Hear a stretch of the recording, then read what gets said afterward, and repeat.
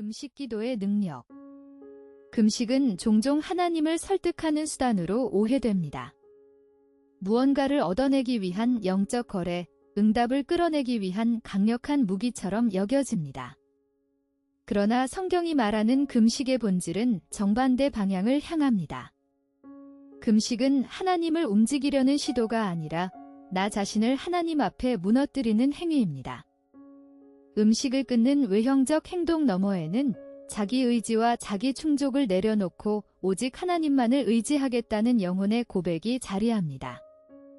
오늘 우리는 7자리를 따라 금식의 본질에서 금식 이후의 삶까지 함께 걸어갑니다. 선지자 요엘은 메뚜기 떼의 재앙으로 황폐해진 백성에게 단순한 의식이 아닌 마음의 회개를 외쳤습니다.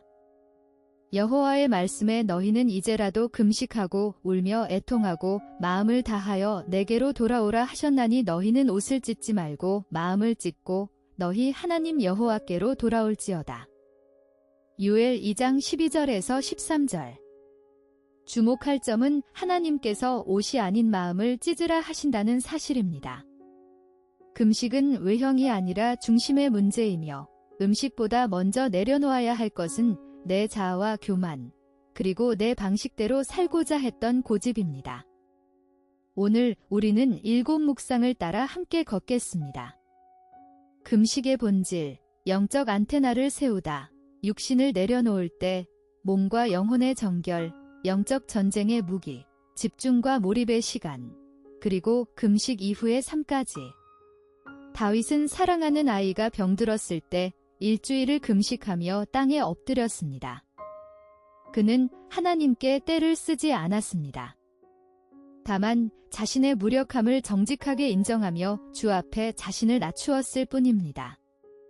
금식은 본질적으로 나는 아무것도 아닙니다라는 고백이며 내 안의 분주함과 욕망의 소리를 잠재우는 거룩한 침묵입니다.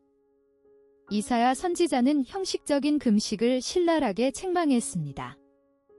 머리를 숙이고 굵은 베옷을 입어도 마음의 압제와 다툼이 가득하다면 그것은 하나님이 받으시는 금식이 아닙니다. 내가 기뻐하는 금식은 흉악의 결박을 풀어주며 멍에의 줄을 끌어주며 압제당하는 자를 자유하게 하며 모든 멍에를 꺾는 것이 아니겠느냐. 이사야 58장 6절.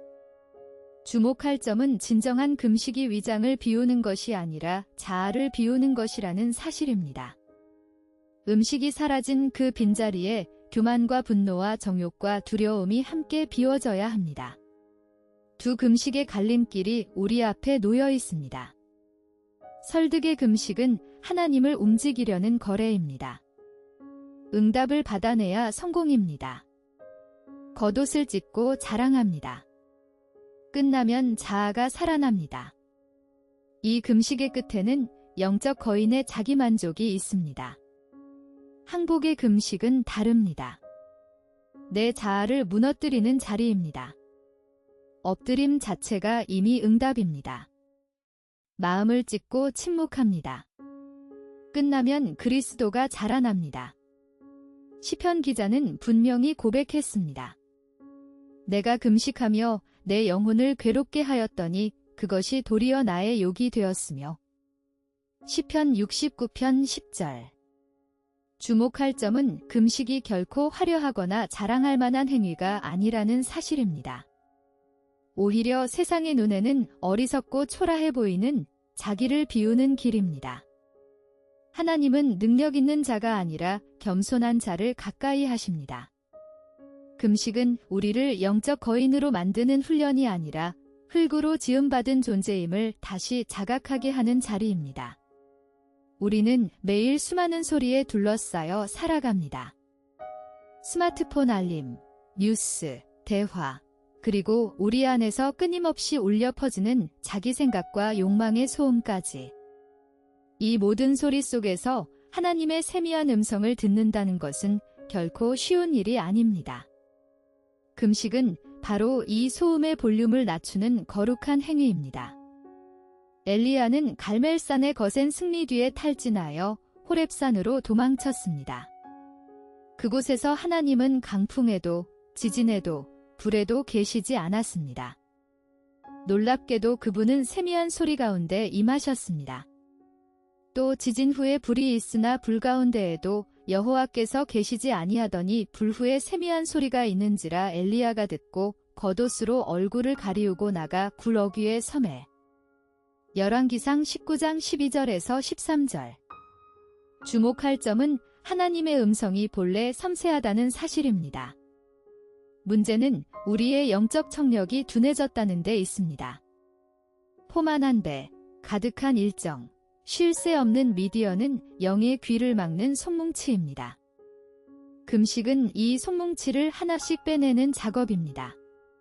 금식은 종종 먹지 않는 행위로만 이해되지만 성경이 말하는 금식의 본질은 훨씬 더 깊습니다. 그것은 내 안의 자아를 부인하고 육신의 소욕을 잠재우며 하나님 앞에 온전히 자신을 내어드리는 전인적 순종입니다. 음식을 끊는 것은 시작일 뿐, 참된 금식은 내 뜻과 욕망과 계획까지 내려놓을 때 비로소 완성됩니다. 사도 바울은 분명히 고백했습니다. 내가 내 몸을 쳐 복종하게 함은 내가 남에게 전파한 후에 자신이 도리어 버림을 당할까 두려워함이로다. 고린도전서 9장 27절. 주목할 점은 육신이 주인 노릇을 할 때 영혼이 굶주리고 육신이 낮아질 때 영혼이 비로소 일어선다는 사실입니다. 금식의 자리에서 우리는 깨닫습니다. 내가 얼마나 작은 자극에도 흔들리는 존재인지, 얼마나 사소한 결핍 앞에서 불평하는 자인지를. 이 연약함의 고백이 바로 은혜가 임하는 통로입니다. 내려놓음이 없는 금식은 다이어트에 불과하고 자아의 항복이 없는 기도는 독백에 지나지 않습니다. 내려놓음이 자라는 자리는 셋입니다. 첫째, 식탁의 자리입니다. 한 끼를 비우는 그 자리에서 우리는 평소 얼마나 많은 것에 의존해 살아왔는지를 자각합니다.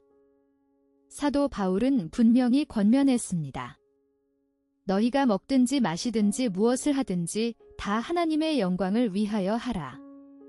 고린도전서 10장 31절. 비운 자리로 성령께서 조용히 들어오십니다. 둘째, 시선의 자리입니다. 눈도 입만큼 식탐이 있습니다. 영상과 기사와 알림에 끝없이 끌리는 시선을 잠시 거두는 것, 그것이 시선의 금식입니다. 시편 기자는 분명히 노래했습니다.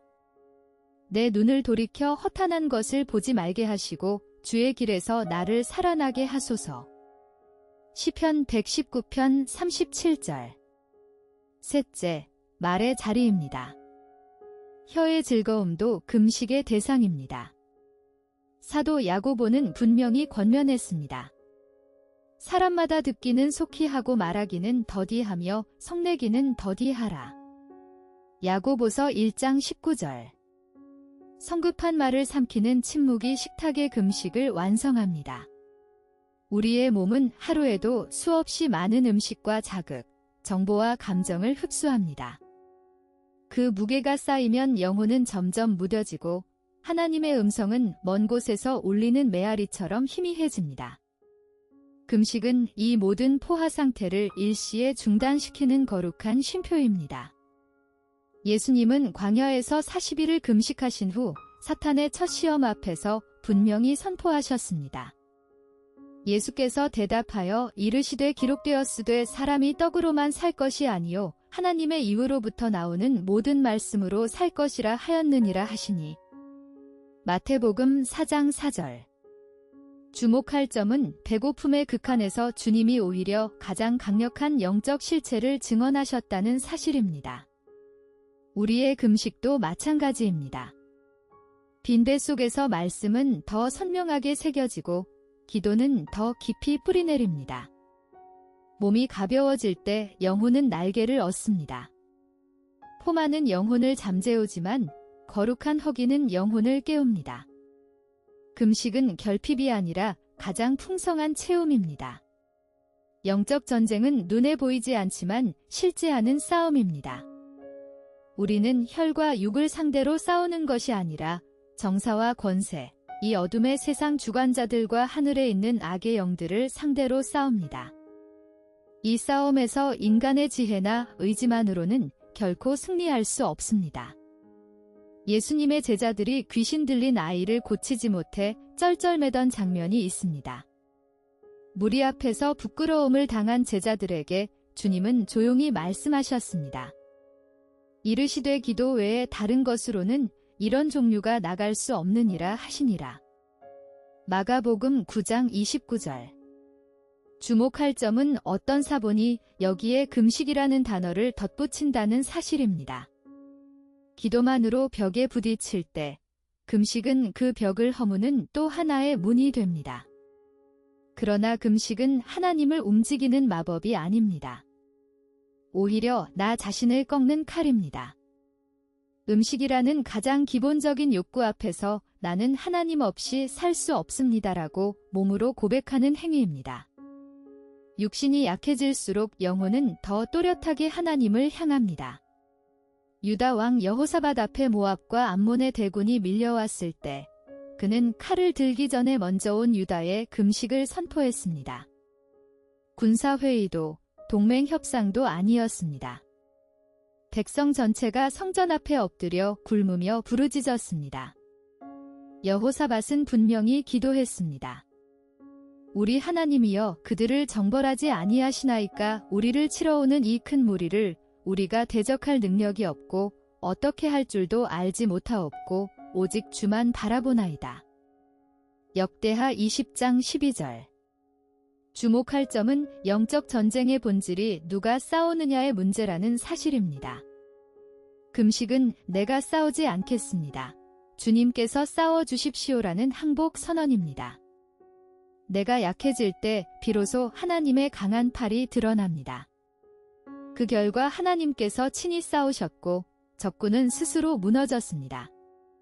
오늘 당신의 전쟁터에서 도무지 뚫리지 않는 기도 제목이 있다면 이제 무릎만이 아니라 식탁까지 내려놓을 때입니다. 거창할 필요 없습니다. 한 끼를 조용히 내려놓고 그 시간 말씀과 기도로 채워보십시오. 우리의 하루는 얼마나 많은 것에 시선을 빼앗기는지요.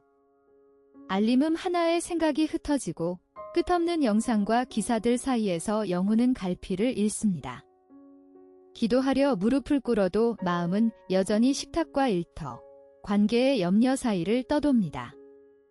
금식은 바로 이 분산된 시선을 한 점, 하나님께로 모으는 거룩한 행위입니다.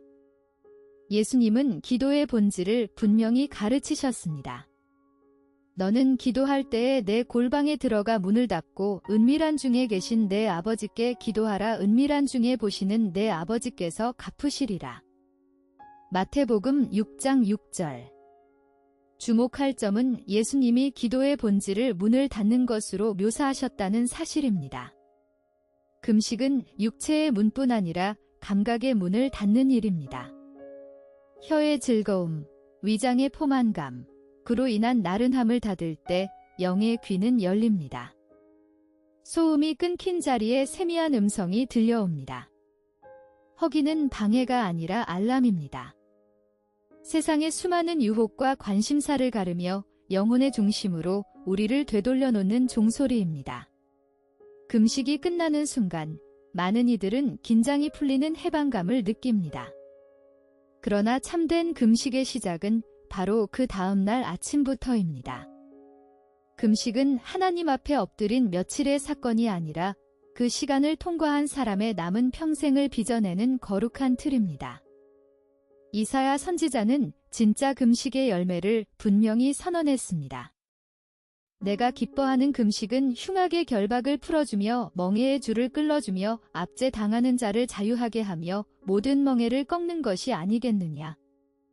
이사야 58장 6절. 주목할 점은 진짜 열매가 식탁이 아니라 혀와 눈과 손에서 자란다는 사실입니다.